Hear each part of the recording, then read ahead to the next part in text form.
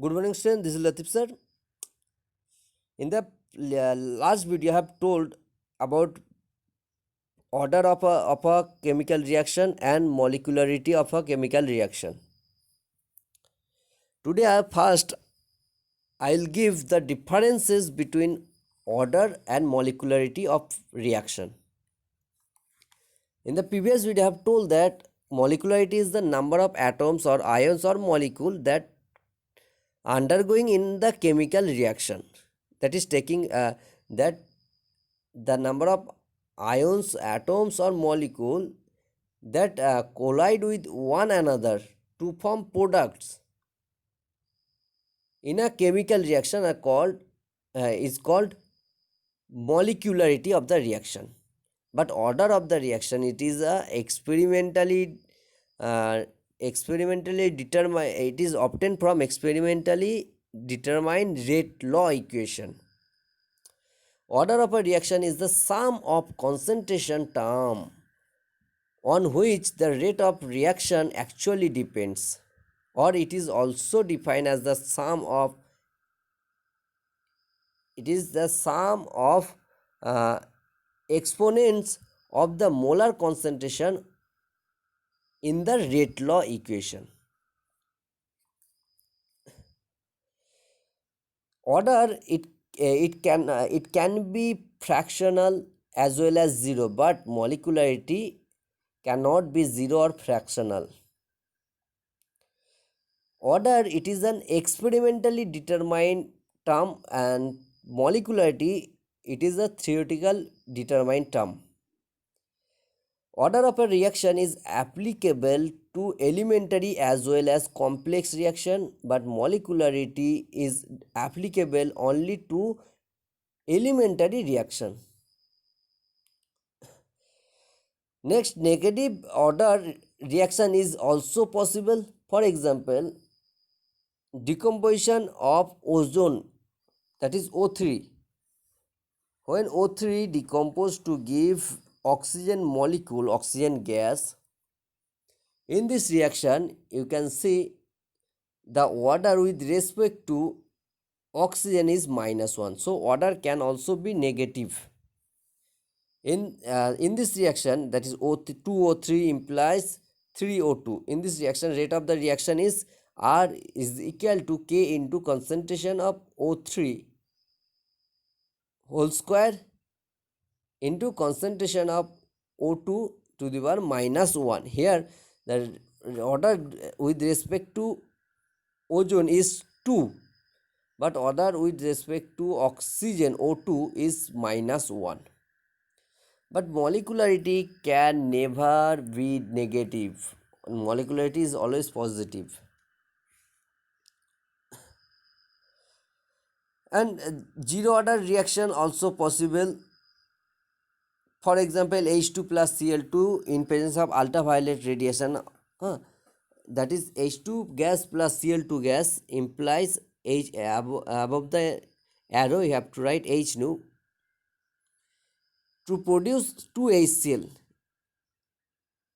or when ammonia decomposed to give nitrogen and hydrogen gas in presence of platinum catalyst, the order of the reaction is negative, but is the order of the reaction is 0. Okay, in case of in case of reaction between hydrogen gas and chlorine gas to produce HCl in presence of sunlight, the reaction order is 0, that is it is 0 order reaction. But molecularity of reaction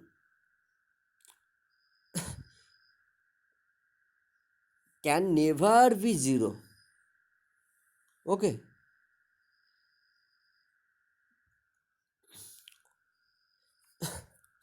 now first order reaction. First order reaction depends on the only on the concentration of one reactant. A first order reaction depends on the concentration of only one reactant.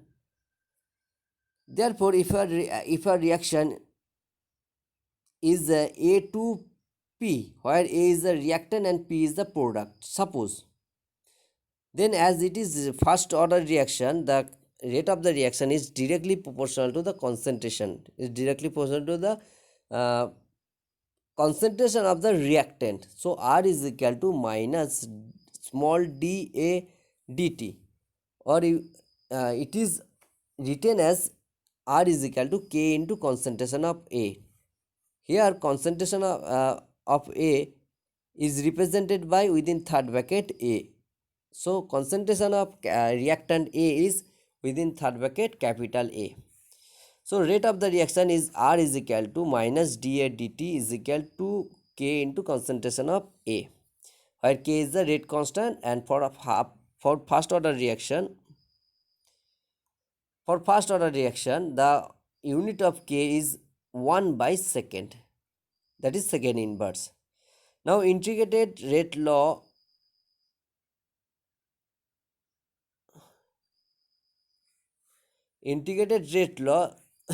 for a first order reaction.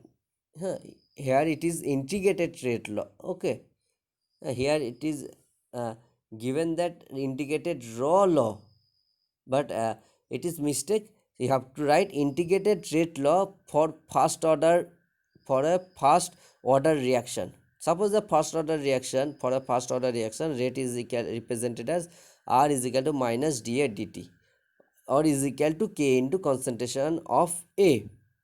Now on integration both the side, you will get ln AT by A0, where AT is the concentration of the where AT is the concentration of A at T time, and A0 is the concentration of A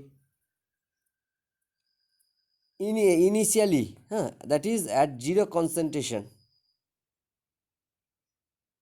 Sorry, not zero concentration. A0 is the concentration, initial concentration of reactant A, and AT is the concentration of reactant A at temperature. Then on integrate, if you integrate both the side, I think you know the process of how to do integration. On integration both the side, the rate law, integrated rate law of first order reaction becomes ln AT divided by A0, where AT is the concentration of A at T degree Celsius temperature, and A0 is the initial concentration of reactant A. So ln is AT by A0, concentration of A by at T degree Celsius, divided by concentration of A at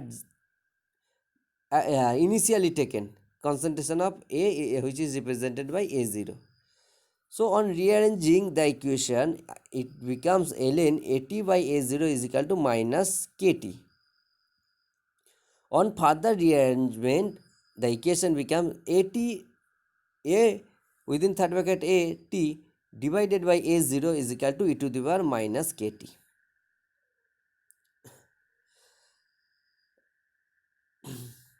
And you can also rearrange this equation as AT is equal to A0 into e to the power minus KT. And this is the final form of the integrated rate law for a first order reaction. Here AT represents the concentration of the chemical of interest at particular temperature, and A0 represent the initial concentration of A. Here in this box, it is showing that how the initial concentration changes with time, or initial concentration decreases with time. And you can also write this equation, last equation, AT is equal to A0 into e to the power minus KT. According to this equation, you can prove that first order reaction will never complete. Okay, and the mathematical equation of first order reaction, you can write this one also.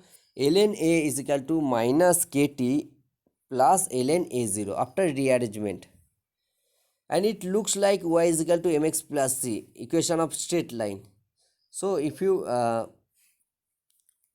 plot concentration of A with time, you will see that a straight line obtained with negative slope minus k, and this one is plot. This plot is this graph is for uh, ln concentration of A versus time, and the first graph is due to the this graph is uh, due to concentration of A versus time. Okay,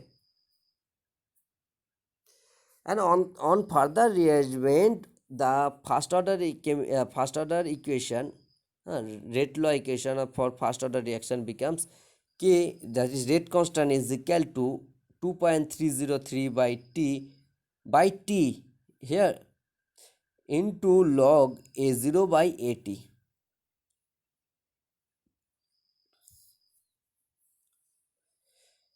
Using this formula, you can calculate the velocity constant or time, okay, to complete the reaction. These points you can calculate by using the first order equation, integrated law equation. Now half life period. Half life of a reaction is the amount of time. The half life of a reaction is the amount of time it takes for the concentration of the reactant to decrease to one half of its initial volume. That is at half life of a substance. At half life, the concentration of a reactant become half, huh, or concentration of reactant decreases to one half of of its initial value. Now, how to calculate half life of a first order reaction? You know, according to first order reaction, AT, that is concentration of A at T degrees Celsius, is equal to A0 into e to the power minus KT. This can be written in another form or another way, which is you have to take log on both sides. So ln A is equal to ln A0 minus KT. If you are interested in finding the half life of this reaction, then we need to solve for the time at which the concentration of A is equal to half of its half of what what was initially taken.